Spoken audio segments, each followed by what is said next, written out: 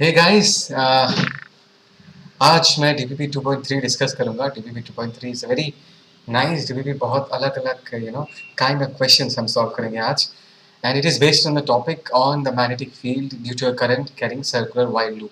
इसके अलावा भी बहुत सारे अलग अलग कंसेप्ट पे क्वेश्चंस मिलेंगे हमको। ठीक है, तो सबसे पहले क्वेश्चन नंबर 1 से स्टार्ट करते हैं, देखते हैं 1 क्या कह रहा है। 1 ऐसा कह रहा है कि figure shows figure shows two wires each carrying a current.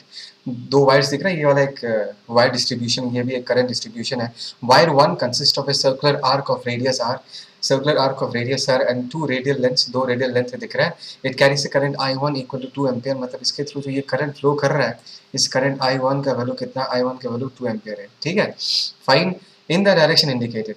समझ में आ गया। Wire 2 is a long and straight, wire 2 is a long and straight wire. It carries a current I2. I2 current carry करता है, that can be varied and it is at a distance of r by 2 from the center of the arc. इसके center से इस wire का distance कितना, इस wire का distance है r by 2। ठीक है ना। The net magnetic field B due to the two currents is measured at the center of the curvature. इस पर्टिकुलर जगह पर दोनों, ये जो सर्कुलर आर्क है इसके लिए कितना मैग्नेटिक फील्ड है, और ये जो लंबा सा वायर है जो I2 करंट कैरी करता है, इसके कारण सेंटर में कितना मैग्नेटिक फील्ड बनेगा, दोनों का रिजल्टेंट निकाला गया। ठीक है ना। is measured at the center of the curvature of the arc. Figure B, ये जो B है, is a plot of the component of B in the direction perpendicular to the figure as a function of current I2. अच्छा डरो मत, मैं समझाता हूँ। Centre पे जो मैग्नेटिक फील्ड का वैल्यू आता है ना, उस B के वैल्यू को I2 के रेस्पेक्ट में प्लॉट किया गया है, बिकॉज ये जो I2 है इसको वेरी किया जा रहा है। इस पर्टिकुलर सिनेरियो में I2 का वैल्यू चेंज हो रहा है। This is I2 equal to 0, this is I2 equal to 0.5 ampere. और अगर हम इस डायग्राम को ध्यान से देखें तो तुमको ये पता चलेगा कि जब I2 का वैल्यू 0.5 एम्पियर है तब मैग्नेटिक फील्ड का वैल्यू कितना हो गया, 0। दैट मीन्स जब इस I2 का वैल्यू 0.5 एम्पियर होगा, है ना, तो अगर मैं डायरेक्शन ध्यान से देखो, इस पर्टिकुलर कर्व्ड आर्क सेगमेंट के लिए मैग्नेटिक फील्ड का डायरेक्शन किधर होगा, हमारे तरफ होगा, राइट। इसके कारण जो कंट्रीब्यूशन है वो हमारे तरफ पॉइंट कर रहा होगा। और इस वायर के लिए जो कंट्रीब्यूशन है, जैसे कि दिख रहा है कि जब I2 का वैल्यू 0.5 एम्पियर है, मैग्नेटिक फील्ड का वैल्यू 0 है, तो इस वायर का कंट्रीब्यूशन डॉट के ऑपोजिट होना पड़ेगा, which means current has to be somewhere along this direction. Current अगर इस तरफ है तो सेंटर पे जब फील्ड, इस I2 के कारण अगर हम फील्ड देखेंगे वो किधर होगा, स्क्रीन के अंदर होगा। दैट मीन्स हमको फील्ड का पूछ दिखाई देगा। सो ऐसा कुछ होगा, करंट इस तरफ फ्लो कर रहा होगा। बट एक्चुअली पॉइंट क्या है, पॉइंट ये है कि इस आर्क के कारण जितना कंट्रीब्यूशन आएगा और इस I2 का वैल्यू जब 0.5 एम्पीयर होगा उसके कारण जो कंट्रीब्यूशन होगा इस जगह पर, they will finally cancel out each other. ठीक है, ओके। जैसे इस ग्राफ को देखकर आराम से समझ में आ रहा है। क्वेश्चन ये है, what is angle subtended by the arc. इस आर्क ने यहाँ पर कितना एंगल सबटेंड किया है, इसके बारे में कुछ नहीं कहा गया।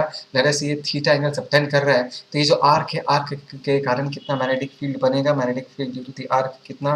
टेक्निक हमने सिखाया था पहले, पूरा सर्कल के लिए कितना होगा वो लिख लो, it is mu naught I1 divided by twice r, है ना। और ये आर्क जो है वो सेंटर पे कितना एंगल सबटेंड करता है, थीटा एंगल सबटेंड करता है, तो थीटा बाई 2 पाई कर दो इन दिस केस। ठीक है, सो ये हो गया आर्क वाला magnetic field. Now we talk about magnetic field due to the long wire. Long wire के लिए कितना मैग्नेटिक फील्ड होगा, ये अगर हम लिखना चाहे तो उसका वैल्यू होगा that is mu naught I2 divided by 2 pi. और ये डिस्टेंस क्या होगा, this distance is basically r by 2। और हमको पता है कि जब I2 का वैल्यू 0.5 एम्पेयर है, this two fields will cancel out each other. तो हम दोनों फील्ड के इक्वेट कर सकते हैं। ध्यान से देखो, म्यू नॉट I1 के जगह हम लोग क्या पुट कर सकते हैं, 2 एम्पियर। नीचे यहाँ पर क्या बचेगा, थीटा, यहाँ पर 2 पाई, और यहाँ पर क्या बचेगा, दैट इज 2r। और that is equal to this field, and mu naught I2 के जगह हम लोग क्या पुट कर सकते हैं, 0.5 एम्पियर, है ना, डिवाइडेड बाई, यहाँ पर हम क्या लिख सकते हैं, देखो ये 2 बेसिकली कैंसिल आउट हो जाएगा, यहाँ पर पाई आर बचेगा। अभी देखते हैं हम क्या क्या कैंसिल आउट कर पाएंगे। म्यू नॉट कैंसिल आउट हो जाएगा, पाई पाई कैंसिल आउट हो जाएगा, आर आर कैंसिल आउट हो जाएगा, है ना। अच्छा अच्छा, और ये 2 कैंसिल आउट हो जाएगा। तो फाइनली अभी अगर मैं इसको सिंप्लीफाई करूँ तो इस जगह सिर्फ थीटा बचा हुआ है, एक 2 बचा हुआ है। 2 को हम इस तरफ लेके चले जाते हैं तो 2 इंटू 0.5, और अगर हम इसको मल्टीप्लाई करते हैं तो आंसर क्या आएगा, that is equal to what, 1 radian. मतलब ये जो आर्क है ये सेंटर पे कितना एंगल सबटेंड करता है, 1 रेडियन एंगल सबटेंड करता है। समझ में आ रहा है, पक्का। आगे बढ़े, जो भी लिखना है लिख लो, मैं इसको मिटा दूंगा फिर आगे बढ़ेंगे। ठीक है, पॉज करके लिख लो, मिटा रहा हूँ। आगे बढ़ते हैं, let's see the next question. Next question scene में क्या वो देखते हैं। ये ओके, अच्छा ये और एक क्वेश्चन है। मैं अपनी फोटो को यहाँ शिफ्ट कर देता हूँ, नहीं तो तुमको दिखाई नहीं देगा। ठीक है, तो सीन क्या है देखो यहाँ पर मैं समझाता हूँ। The current carrying wire loop, the current carrying wire loop in the figure A lies all in one plane, ये पूरा एक ही प्लेन में लाई करता है, consist of a semi circle of radius 10 centimetres. अच्छा, ये जो सेमी सर्कल है इसका रेडियस कितना है? This radius is given as 10 centimetres.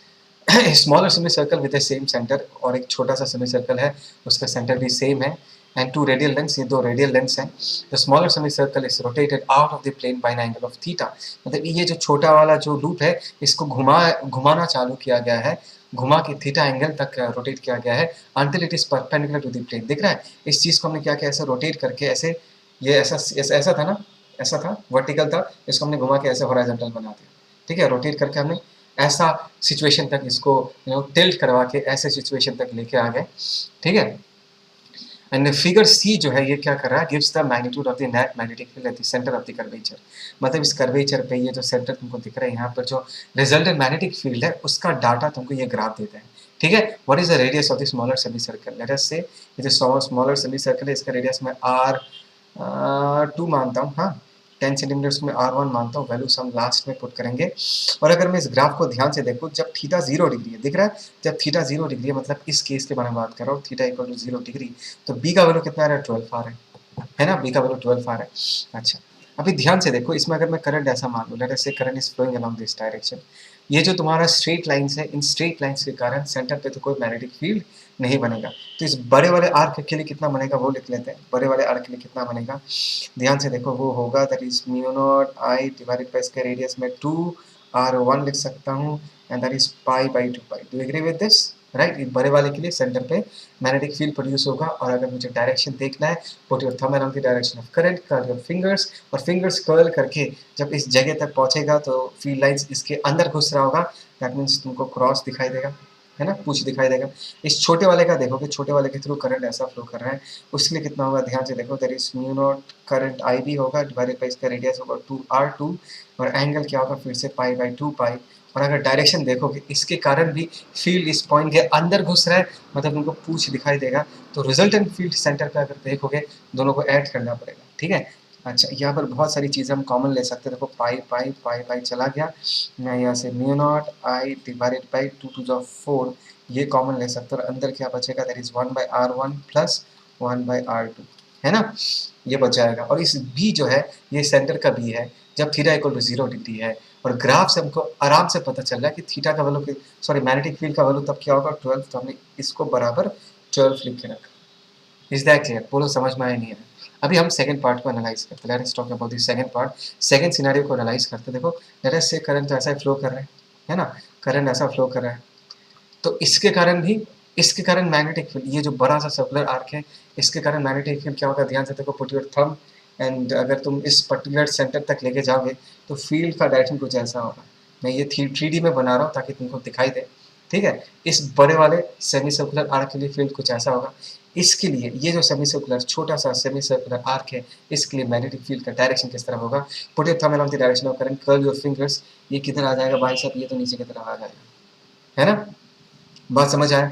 तो इस बड़े वाले आर्क के लिए यहाँ पर कितना फील्ड है, ये बड़ा वाला वेक्टर दिख रहा है, छोटे वाले के लिए ये वेक्टर दिख रहा है, और दोनों वेक्टर का मैग्नीट्यूड तो यही होगा ना, मैग्नीट्यूड वाइज तो वैल्यूज यही होगा, बड़े वाले के लिए इतना फील्ड होगा, छोटे वाले के लिए इतना फील्ड होगा, बिकॉज कोई चेंज नहीं आया, सिर्फ डायरेक्शन में चेंज आया है। तो भाई अगर हमको रिजल्टेंट फील्ड निकालना है, इसके रिजल्टेंट फील्ड, तो हम क्या करेंगे, this vector square plus this vector square, मतलब this quantity square plus this quantity square. समझ में आया ना?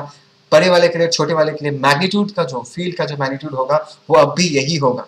ठीक है, तो इसका अगर हम स्क्वायर करेंगे तो हमको क्या मिलेगा, ध्यान से देखो, that is root over of, चलो यहाँ पर क्या आ जाएगा, that is mu naught I divided by 2r1, और यहाँ पर अगर 2 बच जाएगा, मतलब इसको मैं 4 लिख सकता हूँ। एक मिनट में इसको साफ करके लिखता हूँ। जैसे ये 4r1 है ना, इसको मैं 4r1 द होल स्क्वायर लिख सकता हूँ, प्लस दूसरे वाले को अब क्या लिख सकता हूँ, दैट इज म्यू नॉट आई, देखो पाई पाई तो कैंसिल आउट हो जाएगा, है ना, और नीचे क्या बचेगा 4r2, so that is 4r2 the whole square, ये हो जाएगा। यहाँ से हम कॉमन क्या ले सकते हैं, ध्यान से देखो, यहाँ से हम mu naught I divided by 4 इसको कॉमन ले सकते हैं। रूट ओवर के अंदर क्या बचेगा, ध्यान से देखो, रूट ओवर के अंदर बचेगा 1 by R1 square plus 1 by R2 square, ये बच जाएगा। और ये जो b का वैल्यू है, इस b का वैल्यू को हम क्या लिख सकते हैं, देखो जब थीटा का वैल्यू π/2 है, बात को समझिए, जो थीटा है दिस इज एक्चुअली π/2, थीटा जब π/2 है तो इसका करस्पॉन्डिंग मैग्नेटिक फील्ड का वैल्यू कितना है, ध्यान से देखो 10, तो दिस इज बराबर हम 10 लिख सकते हैं, करेक्ट। अच्छा, this is equation 1 and let us say this is equation 2।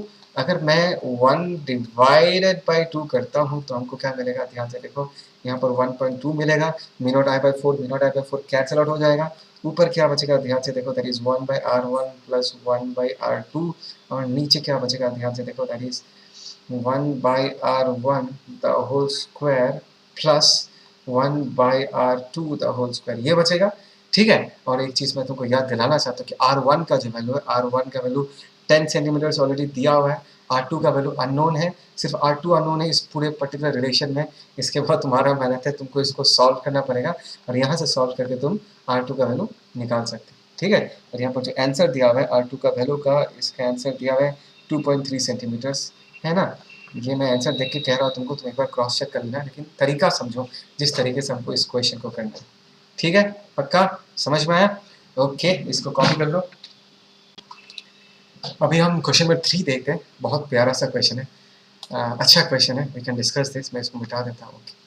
A circular coil in the YZ plane with the centre of the origin, okay fine, axis बना लेता हूँ, लेट अस से ये हमारा एक्स एक्सिस है, let us say ये हमारा Y axis है ना, एंड लेट अस से ये हमारा, ओके सेंटर के थ्रू पास नहीं किया, let us say this is the Z axis, and YZ plane में कॉइल लाई करता है, ध्यान से देखो, this is the coil that we are talking about, I hope so तुमको समझ में आ रहा है, ये ऐसा कॉइल है with its center at the origin, ठीक है। The coil is carrying a constant current, assuming that the direction of magnetic field at x equal to minus 25 centimeters to be positive, to be the positive direction of magnetic field, right? x equal to minus 25 पे जो field का direction है, let us say कि वो positive direction है, चलो ठीक है, यहाँ पर रिज्यूम करने बोला, एक काम करता हूँ, let us say इसको और थोड़ा एक्सटेंड कर देता हूँ, एंड लेट अस से ये जो जगह है मैं अलग कलर से लिखता हूँ, let us say this is x equal to minus 25 centimetres, let us say यहाँ पर जो मैग्नेटिक फील्ड का डायरेक्शन है वो ऐसा मानता हूँ। अगर मैग्नेटिक फील्ड का ऐसा डायरेक्शन चाहिए हमको, तो हम करंट कैसा मानेंगे, ओके, हमको करंट ऐसा मानना पड़ेगा, बात समझ आ रहा है मैं क्या कह रहा हूँ, this should be the direction of current, right. कैसे पता किया यार, just put your thumb along the direction of current, curl your fingers और चेक करो कि field line diagram x axis के अलोंग कैसा होगा, it has to be along this direction, समझ में आया, तो हमने करंट को ऐसा मान लिया, और ध्यान से देखो x इक्वल टू माइनस 25 पे जो मैग्नेटिक फील्ड का डायरेक्शन है that is actually pointing towards positive X axis, तो हमने यहाँ पर b को क्या मान के रखा, हमने यहाँ पर b का जो साइन है उसको हमने क्या मान के रखा, पॉजिटिव मान के रखा, ठीक है। इनफैक्ट अगर तुमको पूरा प्रॉपर फील्ड लेना है तो फील्ड लाइन डायग्राम ध्यान से देखो कैसा होगा, एक्सिस के थ्रू ऐसा पर यू नो फील्ड ऐसा पास कर रहा होगा, फिर ऐसा फील्ड होगा, ट्राई टू अंडरस्टैंड, फिर ऐसा फील्ड होगा, है ना। आई थिंक सो तुम लोगों को इसका फील तो अब तक आ चुका होगा कि field diagram, field line diagram कैसा होगा, something like this, right. But हमारा जो डिस्कशन है that is mostly confined to the X axis, कि एक्स एक्सिस में फील्ड कैसा होगा उसको लेकर ही हम डिस्कस करेंगे।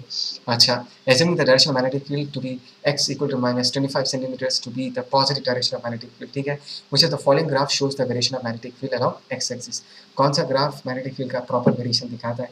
देखो द फर्स्ट ऑब्जर्वेशन, तुम अगर सिर्फ इस डायग्राम को देखोगे और डायग्राम को देख के ही तुम यहाँ से एटलीस्ट दो ऑप्शंस को कैंसिल आउट कर सकते हो, बिकॉज ध्यान से देखो, अगर मैग्नेटिक फील्ड का डायरेक्शन देखोगे ना along the axis, just try to understand along the axis direction of magnetic field कैसा है, एक मिनट, along the axis अगर मैं देखूँ डायरेक्शन मैग्नेटिक फील्ड तो ऐसा ही है, तो चाहे हम इस जगह पर देखें चाहे हम राइट की तरफ देखें, मैग्नेटिक फील्ड हमेशा पॉजिटिव एक्स एक्सिस की तरफ ही पॉइंट कर रहा है, मतलब, और इस डायरेक्शन को एस बिकॉज क्वेश्चन में पॉजिटिव माना गया है, तो बी का जो वैल्यू होगा all along the length, B का हर जगह वैल्यू क्या आएगा, पॉजिटिव ही आएगा। तो देखो यहाँ पर बी का वैल्यू नेगेटिव दिखा रहा है, ये नहीं हो सकता, यहाँ पर भी बी का वैल्यू नेगेटिव दिखा रहा है, वो नहीं हो सकता, समझ आया ना, B is always positive because it is always pointing along positive X axis, and देखो एरो तो हमेशा ऐसा ही होगा ना, और इस डायरेक्शन को हमने पॉजिटिव माना, तो मैग्नेटिक फील्ड का साइन कभी भी नेगेटिव नहीं होगा, तो ये दोनों ऑप्शंस तो नहीं हो सकता, ठीक है। अच्छा, अभी वी ऑल नो कि मैग्नेटिक फील्ड का एक्सप्रेशंस क्या, चलो एक्सप्रेशंस को लेकर थोड़ा डिस्कस करते हैं। If you talk about magnetic field at the centre, वो कितना होता है, दैट इज म्यू नॉट, चलो N is the number of turns divided by radius 2r, ये होता है, at some distance for example x, हम क्या लिख सकते हैं उसको, that is mu naught NIr square by twice r square plus x square to the power 3/2, ठीक है ना, ये जो एक्सप्रेशन है। सो ऑब्वियसली सेंटर पे when x is equal to 0 magnetic field क्या होगा, सबसे ज़्यादा। तो सेंटर पे देखो यहाँ पर भी मैग्नेटिक फील्ड सबसे ज़्यादा है, यहाँ पर देखो यहाँ पर भी मैग्नेटिक फील्ड क्या सबसे ज़्यादा है। और हम सबको पता है कि अगर x का वैल्यू इन्फिनिटी के तरफ टेंड करेगा, if x tends to infinity we will tend to what, 0, है ना। मतलब इस लूप से अगर मैं बहुत दूर चला जाऊँ, चाहे मैं राइट की तरफ जाऊँ चाहे मैं लेफ्ट की तरफ जाऊँ, मैग्नेटिक फील्ड क्या करेगा, डिक्रीज करेगा एंड फाइनली इन्फिनिटी में जाके क्या हो जाएगा, 0। ये दोनों ग्राफ्स में भी ये जो बेसिक फैक्ट है, ये दोनों ग्राफ फॉलो कर रहा है। ये जो ग्राफ गिर रहा है एंड फाइनली ये ग्राफ इन्फिनिटी में जाके क्या हो जाएगा, 0 हो जाएगा। तो यहाँ से तो हम इन दोनों को डिफरेंशिएट नहीं कर पा रहे। लेकिन अगर मैं इन दोनों ग्राफ्स को ध्यान से देखूँ तो तुम देखोगे कि यहाँ पर जो है एक शार्प पॉइंट है ना, ये एक शार्प पॉइंट है और ये जो है एक फ्लैट पॉइंट है। और हम ये कह सकते हैं कि यहाँ पर अगर मैं dv/dx निकालना चाहूँ, यहाँ पर dv/dx का वैल्यू क्या होगा, 0, बिकॉज यहाँ का जो टेंजेंट होगा that will be parallel to the x axis. ये एक शार्प पॉइंट है, यहाँ पर डिफरेंशिएट करना पॉसिबल है ही नहीं, मतलब अनडिफाइंड होना चाहिए dv/dx का वैल्यू। तो हमारे पास अभी सिर्फ एक ही तरीका बाकी है कि dv/dx निकालो। चलो dv/dx निकालते हैं, let us differentiate this b with respect to x, है ना। और देखते क्या होगा, ध्यान से देखो, दैट इज μ0 NIR², ये कांस्टेंट है, बाहर आ गया। 2 हमने यहाँ पर रख दिया, इस डिनोमिनेटर को ऊपर लेके चला गया, -3/2।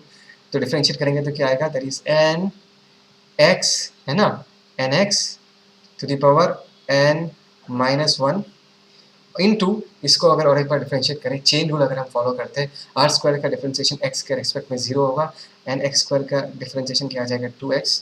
तो इसको अगर हम सजा के लिखे, नहीं लिखने से भी चलता है, चलो मैं नहीं लिखता, टाइम वेस्ट करके फ़ायदा नहीं है। अगर तुम स्लोप का ये dv/dx is nothing but the slope of the graph, right. और इस एक्सप्रेशन को ध्यान से देखो, इनटू क्या लिखा हुआ है, 2x लिखा हुआ है ना। और ये जो जगह है, this is what, this is x equal to 0। तो यहाँ पर इस पर्टिकुलर रिलेशन में अगर मैं x इक्वल टू 0 पुट करता हूँ, क्या पुट करता हूँ, इस रिलेशन में, स्लोप वाले रिलेशन में x इक्वल टू 0 पुट करता हूँ, तो यहाँ पर 0 हो जाएगा। ये मल्टीप्लाइड है तो पूरा वैल्यू क्या हो जाएगा, 0 हो जाएगा। सो dv/dx का वैल्यू क्या हो जाएगा, 0 हो जाएगा। मतलब x इक्वल टू 0 पे इस ग्राफ का स्लोप क्या होना चाहिए, 0 होना चाहिए, जो कि सिर्फ यहाँ पर हो रहा है। तो ये करेक्ट ऑप्शन नहीं है, this will be the correct option. बहुत बढ़िया सा क्वेश्चन है, बहुत कुछ हम एनालाइज कर सकते हैं। देखो एक बात को समझो कि देखो ये जो चीज़, ये जो फैक्ट, ये जो आइडिया हमने इसमें स्लोप चेक किया, हमने अलग अलग तरीके से दो ऑप्शंस को एलिमिनेट कर दिया, बाकी दो ऑप्शंस को कैसे एनालाइज किया। देखो ये सिर्फ इस क्वेश्चन के लिए वैलिड नहीं है, you need to understand this thing. तुमको ऐसा एक माइंडसेट डेवलप करना पड़ेगा when you solve a problem. तुमको जे मेन्स दो या जे एडवांस दो या NEET दो, तुम जब प्रॉब्लम सॉल्व करोगे, तुम्हारा मोटिव सबसे पहला होना चाहिए टू एलिमिनेट दी ऑप्शंस। कितने सारे ऑप्शन तुम एलिमिनेट कर सकते हो, this will make your life much more easier और तुम बहुत जल्दी से आंसर निकाल पाओगे। और ये जो सारा टेक्निक्स मैं सिखा रहा हूँ ना, हर जगह वैलिड है, कैसे एनालाइज करना है, स्लोप निकाल के चेक करो, एक्स पे x बढ़ जाएगा तो फील्ड डिक्रीज करेंगे, जो फैक्ट है ना, अलग अलग क्वेश्चन में भी अप्लाई तुम कर सकते हो। तो ठीक है, इन सब चीज़ों को अच्छे से सीख के रखना। इसको कॉपी करना, मैं इसको मिटा रहा हूँ, ठीक है, मिटा रहा हूँ, आगे बढ़ेंगे उसके बाद। ओके फाइन, ये जो 4th वाला क्वेश्चन है ये एकदम इजी है, ये सब टाइम पास है। ये भी 5 वाला भी सिर्फ कैलकुलेशन है, ये मैं छोड़ रहा हूँ, आई एम वेरी श्योर तुम लोग कर पाओगे। ठीक है, ये क्वेश्चन कर लेते हैं एक बार। ये जो क्वेश्चन है, let us talk about this question. इस क्वेश्चन को लेकर थोड़ा डिस्कस करते हैं, नंबर 6, ठीक है ना, 6 को लेकर थोड़ा डिस्कस करते हैं। The field normal to the plane of a wire of n turns and radius r which carries a current I is measured on the axis of the coil at a distance of h। भाई कभी भी question करना, तुम्हारे आंखों के सामने picture जो है वो क्लियर होना चाहिए। तो लेट अस से हमने एक कॉइल बनाया, ट्राई टू अंडरस्टैंड, हमने एक कॉइल बना लिया, this is the coil that we are talking about. Axis भी बना लेते हैं, चलो। So this is the axis that we are talking about, ये एक्सिस है हमारा, ठीक है। और थोड़ा अच्छे से बनाता हूँ, अच्छा नहीं लगा ये एक्सिस देख के, लेट अस से ऐसे बना दिया, हाँ अभी थोड़ा स्ट्रेट बना, late us say this is the X axis, है ना। इसमें टोटल टर्न्स कितना है, ध्यान से देखो, द फील्ड सब n टर्न्स है, छोड़ो। सो this is n turns, correct, बढ़िया है ना। एंड रेडियस r, ओके ये भी बढ़िया, इसका रेडियस कितना है, this radius is r which carry से करंट I, चलो करंट I भी हमने इस पर डाल दिया। देखो मैं क्या कर रहा हूँ, मैं सबसे पहले क्वेश्चन को विजुअलाइज कर रहा हूँ, तुमको भी ऐसे करना है।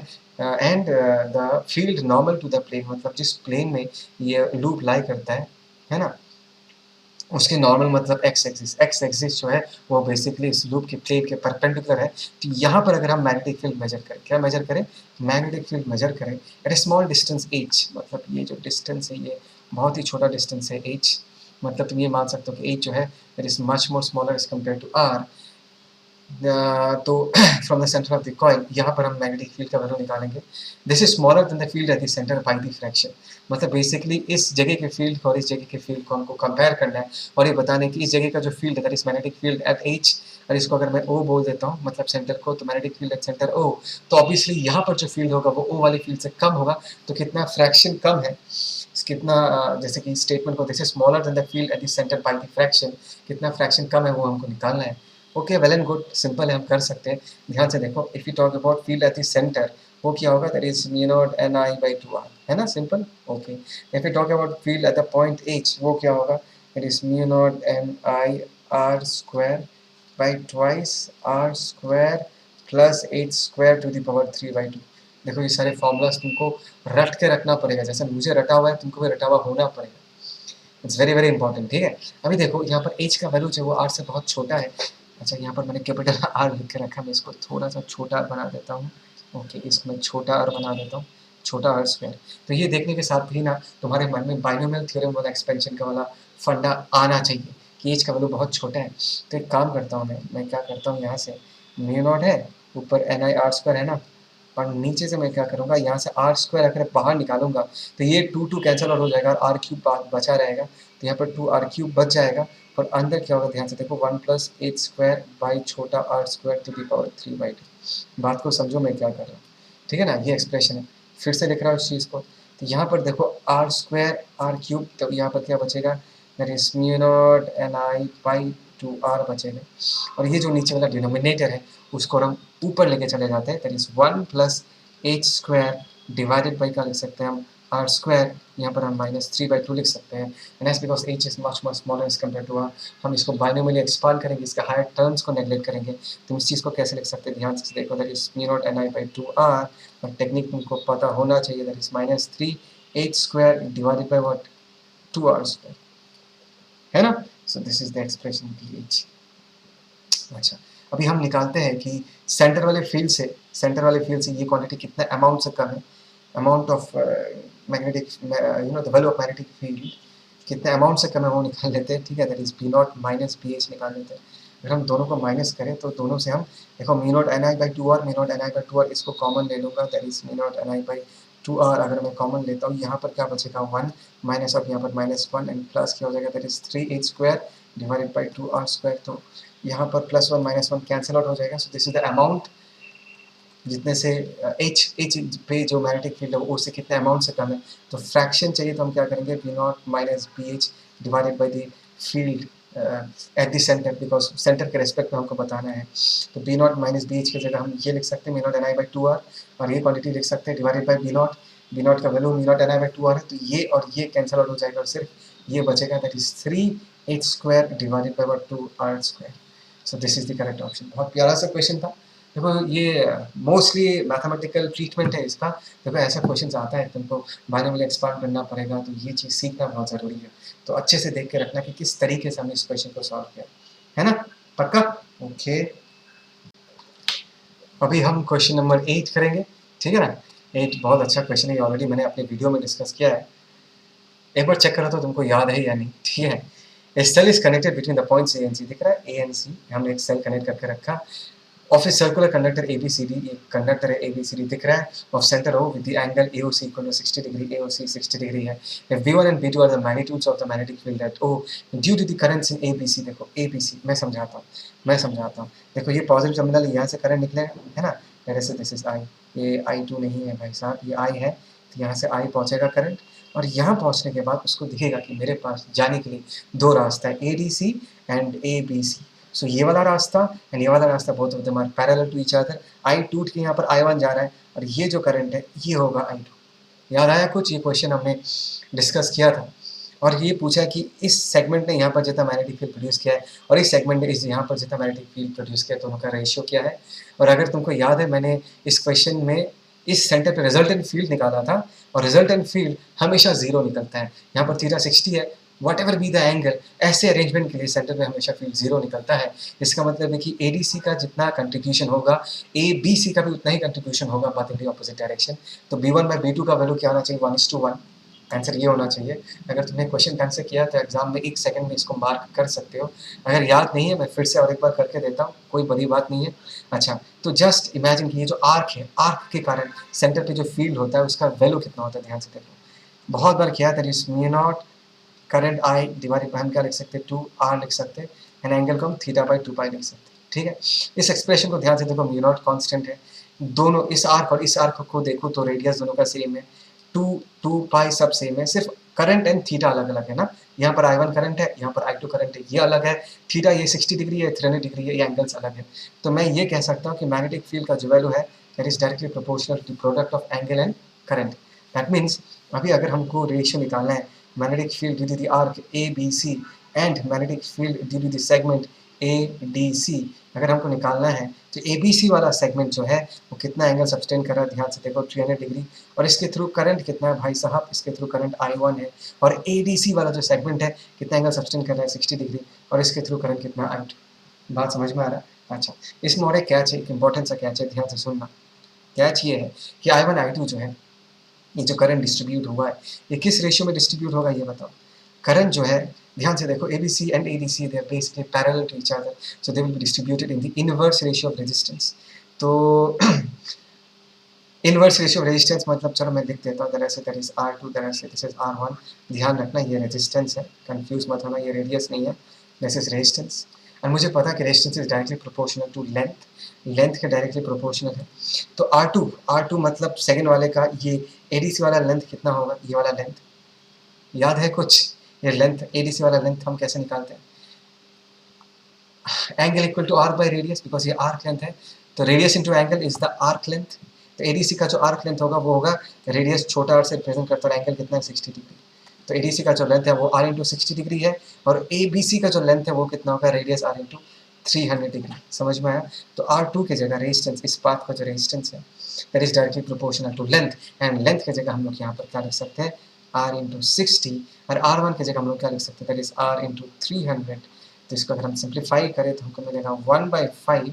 सो let's get back to the this relation, magnetic field at ABC divided by magnetic field of the segment ADC। यहाँ पर ऑलरेडी एक 5 था, है ना, ऊपर 5 था, एंड I1 बाई I2 का वैल्यू कितना आ गया, 1/5।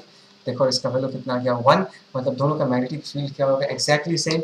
और इस सेंटर पे अगर दोनों आर्क की कंट्रीब्यूशन को चेक करोगे, दोनों फील्ड का डायरेक्शन ऑपोजिट होगा, तो resultant field at the centre, अगर पूछोगे ना, resultant field at the centre in this case will be equal to what, it will be equal to 0। याद रखना इस चीज़ को, एग्जाम में इतना करने की जरूरत नहीं है, मैंने अपने वीडियो में बहुत बहुत अच्छे से समझाया।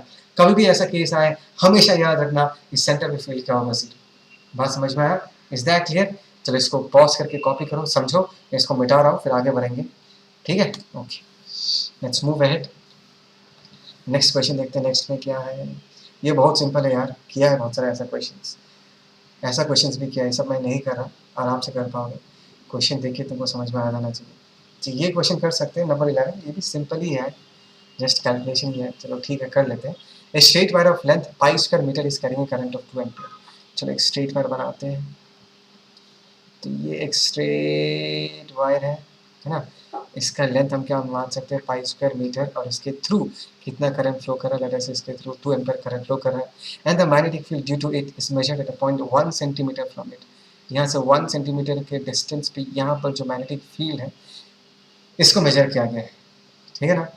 If the wire is to be bent in a circle and is to carry the same current as before, अभी इस वायर को क्या किया है, बेंड करके सर्कल के फॉर्म में कन्वर्ट कर दिया है ना, इसका कुछ रेडियस होगा r, और करंट ये 2 एम्पियर अगर कैरी कर रहा है, ये भी अभी भी 2 एम्पियर करंट ही कैरी करेगा, सेम करंट लिखा हुआ है as before. The ratio of the magnetic field at its centre, इसके सेंटर पे फील्ड क्या है वो निकालना पड़ेगा। तो that obtain in the first case में जो P निकला है उसको भी निकालना पड़ेगा, और हमको उनका रेशियो निकालना है। स्ट्रेट फॉरवर्ड प्रॉब्लम में कोई बड़ी बात नहीं है। इस जगह पर फील्ड हम क्या लिखेंगे, अच्छा इसमें एक छोटा सा कैच है जो मैं तुमको बताना चाहूँगा। π² है ना, मतलब 10 मीटर अराउंड है, राइट, 3 3 9, उससे भी ज़्यादा होगा, एंड उसके सामने 1 सेंटीमीटर बहुत छोटा डिस्टेंस है, तो इसको मैं एक इनफाइनाइट वायर मान के इस जगह पर फील्ड लिख दूंगा, because 1 centimetre as compare to the length of the wire is very less. तो मैंने सिखाया था, it's because this distance is very less. इस पॉइंट पे बैठोगे तो ये वायर तुमको इनफाइनाइट दिखाई देगा। तो यहाँ पर इनफाइनाइट वायर के लिए फील्ड का मतलब कितना होता है, μ0 I divided by 2 pi r, radius in this case is 0.01 meters, ये लिख सकते हैं, this is for the long wire, है ना।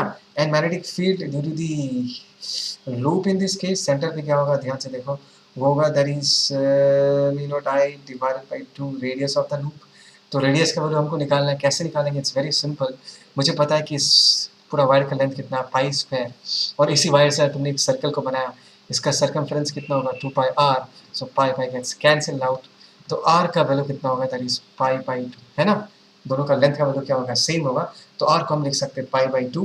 तो यहाँ पर बस वैल्यू पुट कर दो, that is mu naught I divided by 2 R, R की जगह हम क्या लिख सकते हैं पाई बाई 2, ये 2 को मार देगा तो यहाँ पर कितना बचेगा, that is mu naught I divided by pi.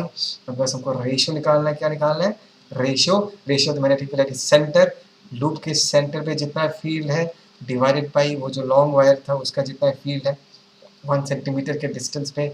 बस टाइम पास वाला क्वेश्चन है, लेकिन ऐसा क्वेश्चन बहुत आता है एग्जाम में और लोग फिर भी नहीं कर पाते क्योंकि उनका प्रैक्टिस नहीं होता यार, कुछ सिली मिस्टेक कर देते हैं या क्वेश्चन को डिकोड करने में टाइम लगा देते हैं। तो ऐसे क्वेश्चंस पे तुमको अच्छे से प्रैक्टिस करना है, विश्वास करो ऐसे बहुत क्वेश्चंस आता है जिसमें तुमको कैलकुलेट करना पड़ता है, तुमको पता होता है लेकिन जल्दी कैलकुलेट करना पड़ता है। तो ये सारी चीज़ें जो है वो प्रैक्टिस के साथ आता है, ठीक है ना। अच्छा, लॉन्ग की जगह हम लोग ये पुट कर देंगे, हम क्या लिख देंगे mu naught I divided by 2 pi divided by 0.01। देखो मैंने आई के वैल्यूज को पुट नहीं किया, क्यों पुट नहीं किया, बिकॉज मुझे पता है इसमें भी 2 एम्पेयर है, इसमें भी 2 एम्पेयर है, रेशियो निकालूंगा दे विल कैंसिल आउट, तो कैलकुलेट करने की जरूरत नहीं है, जितना कम कैलकुलेशन होगा उतना अच्छा होगा। देखो mu naught I cancel out, pi pi gets cancel out, and this is 2 divided by मैं 100 लिख सकता हूँ इसको, और इसको मैं क्या लिख सकता हूँ 1:50, and 1:50 is the correct answer in this case. देखो कितना सिंपल है, बस तुमको इन सारे क्वेश्चंस को बहुत जल्दी सॉल्व करना पड़ेगा अगर एग्जाम में आता है, ठीक है। आगे बढ़े, लिख लो, पॉज करके मिटा रहा हूँ, ठीक है, ये चला गया। अभी आगे बढ़ते हैं, नेक्स्ट क्वेश्चन को देखते हैं। नेक्स्ट क्वेश्चन भी मुझे पता है तुम लोग कर लोगे, बट फिर भी थोड़ा सा डिस्कस कर लेता हूँ। For a current carrying wire, current ऐसा फ्लो कर रहा है, दिख रहा है, इसमें ऐसा, इसमें ऐसा, इसमें ऐसा, देन अ मैग्नेटिक फील्ड है पी, पी पे है, ठीक है यार, it's not a big deal at all, ये तुम कर पाओगे। A B C D E F, ये अलग अलग सेगमेंट है, ऐसे क्वेश्चन हमने बहुत किया है। सबसे पहले let us find out the magnetic field due to the section D E F. D E F के लिए निकालते हैं, ये तो सर्कल है, टोटल होता तो कितना होता, mu naught I by twice capital R, है ना। लेकिन ये कितना एंगल सब्सटेंड कर रहा है, ये आर्क कितना एंगल सब्सटेंड कर रहा है, ये वाला एंगल, भाई साहब गलती मत करना, 5/2 मत लिख देना, ये आर्क सेंटर पे कितना एंगल सब्टेंड कर रहा है, ये वाला angle, that is 3π/2, that is 3π/2 of the total angle, that is 2π, ठीक है ना। ये चला गया, तो यहाँ पर फाइनली कितना आ जाएगा, ध्यान से देखो, that is 3 mu naught I, है ना, 3 mu naught I divided by 2 to 4, 4 to 8, हम इसको क्या लिख सकते हैं 8 आर लिख सकते हैं, ठीक है, तो ये हो गया। अच्छा, सेकेंडली तुम ये देखो, magnetic field due to this section A F and magnetic field due to this section C D, ये दोनों क्या होगा, जीरो होगा, अब तक पता हो जाना चाहिए, बिकॉज इसका लाइन सेंटर इसी पॉइंट पे लाई कर रहा है, और इस तरफ जो करंट फ्लो कर रहा है वो इसी पॉइंट के अलॉन्ग लाई करता है। और मैंने सिखाया था कि अगर एक्सिस पे ही लाई करता है तो कोई मैग्नेटिक फील्ड नहीं बनता, तो इस सेगमेंट और इस सेगमेंट के लिए कंट्रीब्यूशन क्या होगा, जीरो। डेफिनेटली ए बी के लिए कुछ मैग्नेटिक फील्ड बनेगा, let us find the magnetic field due to the segment A B. तो ये ए बी वायर है, तो ये ए बी का बॉटम पॉइंट जो है यहाँ से यहाँ तक का डिस्टेंस कितना है, ये अगर डी है तो ये डिस्टेंस भी डी होगा। तो फॉर्मूला डायरेक्टली अप्लाई करो, एक वायर के लिए कितना होता है, mu naught I by 4πd sine alpha plus sine beta. R point में बैठ जाओ, ए को लोकेट करने के लिए 0 डिग्री घूमना पड़ रहा है, एंड बी को लोकेट करने के लिए कितना घूमना पड़ेगा भाई साहब, ये बताओ। बी को लोकेट करने के लिए ये एंगल कितना होगा, दिस इज 45 डिग्री, स्क्वायर है ये, है ना, स्क्वायर है ये। तो साइन 0 0, साइन 45 की जगह हम क्या लिख सकते हैं 1/√2। इसको थोड़ा मिटा देता हूँ, क्लमजी नहीं करूँगा, जल्दी जल्दी बोल रहा हूँ, आई होप सो तुमको समझ में आ रहा है। सो इन दिस केस मैं इसको कैसे लिख सकता हूँ, ध्यान से देखो, that is mu naught I divided by 4√2 pi D लिख सकता हूँ। डायरेक्शन किस तरह होगा, एक बार ये अगर एरो है, put your thumb along the direction of current, curl your fingers, और उस जगह तक आएगा तो फिंगर्स अंदर की तरफ पॉइंट करेगा, मतलब मुझे फील्ड का पूछ दिखाई देगा, तो ऐसा क्रॉस होगा। अच्छा, इसके लिए अपने डायरेक्शन नहीं लिखा, लिख लेते हैं, इसके थ्रू करंट ऐसा फ्लो कर रहा है D F, if I put my thumb along the direction of current, curl my fingers, और वो अगर सेंटर की तरफ जाएगा वो भी अंदर की तरफ पॉइंट कर रहा है, तो ये भी पूछ दिखाई देगा, बढ़िया है। A B and B C वाले के लिए कितना होगा, ध्यान से देखो, ऐसा ही वायर है, वैसे ही यू नो डी डिस्टेंस पे है, तो ए बी का जितना आया था बी सी का भी उतना ही आएगा, बिकॉज एक्जैक्टली सेम है। तो डायरेक्टली मैं वैल्यू लिख देता हूँ, that is mu naught I divided by 4√2 pi D. Direction अगर हम देखेंगे, put your thumb around the direction of current, curl your fingers. इस जगह पर अगर देखोगे तो ये फील्ड अंदर की तरफ जा रहा है, तो हमने क्रॉस लिख के रखा है ना।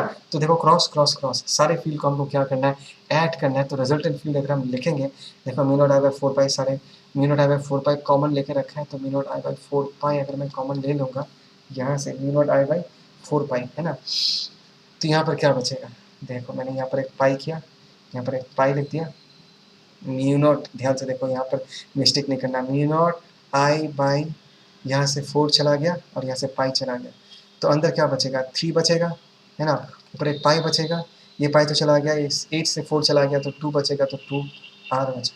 यहाँ पर लोग गलती कर देते हैं एग्जाम में, जल्दी के मारे। गलती नहीं करना, शांति से करना है, ट्रेन करो अपने आप को शांत रखने के लिए, ठीक है। और दोनों फील्ड क्या हो जाएगा, मल्टीप्लाई हो जाएगा, तो इसमें मल्टीप्लाई नहीं, सॉरी, मतलब दोनों तो फील्ड सेम है, तो ए बी और बी सी का अगर मैं कंट्रीब्यूशन देखूँ, इन दोनों का अगर रिजल्टेंट निकालूँ, ए बी और बी सी का, ए बी और बी सी का दोनों का एक्सप्रेशन हम क्या लिख सकते हैं, अगर 2 मल्टीप्लाई कर दें तो हम लिख सकते हैं mu naught I divided by यहाँ पर क्या होगा 2√2 बाई पाई डी, ठीक है ना। हमने 2 मल्टीप्लाई कर दिया दोनों का ऐड करने के बाद, तो यहाँ से क्या क्या निकलेगा, ये ध्यान दो, यहाँ से म्यू नॉट आई निकल जाएगा, 4 पाई, पाई निकल जाएगा, तो यहाँ पर एक 2 मल्टीप्लाई करता हूँ, ऊपर एक 2 मल्टीप्लाई करता हूँ, तो ये 4 भी चला जाएगा, और ऊपर 2 है, √2 है, तो √2 यहाँ पर सिर्फ एक रूट बचेगा है ना। तो इसका वैल्यू अगर हम लिखेंगे तो ऊपर क्या बचा, ऊपर सिर्फ एक √2 बचा, ध्यान से देखो, और नीचे क्या बचा, देखो नीचे बचा डी, सिर्फ नीचे बचा डी, बस √2 बाई डी, देखो कहाँ पर है, mu naught I by 4 pi 3 pi by 2 R plus √2 by D, देखो बस डायरेक्शन दिख रहा है, यही है डायरेक्शन, हो गया डन। बस देखो आसान क्वेश्चन है, बस स्पीड मेंटेन करना है, जल्दी जल्दी करना है, और सिली मिस्टेक्स नहीं करना, शांति से अपना रफ साफ रखना, रफ गंदा करोगे तो मिस्टेक होने का फुल चांसेस है। देखो ये सारी चीज़ें सीखो यार, यही सारी चीज़ें जाके एग्जाम में डिफरेंस क्रिएट करता है। मैंने अब हर साल देखता हूँ बहुत अच्छे अच्छे बच्चे, जितना उनको स्कोर करना चाहिए एग्जाम में उतना स्कोर नहीं कर पाते, सिर्फ इन छोटे मोटे गलतियों के लिए।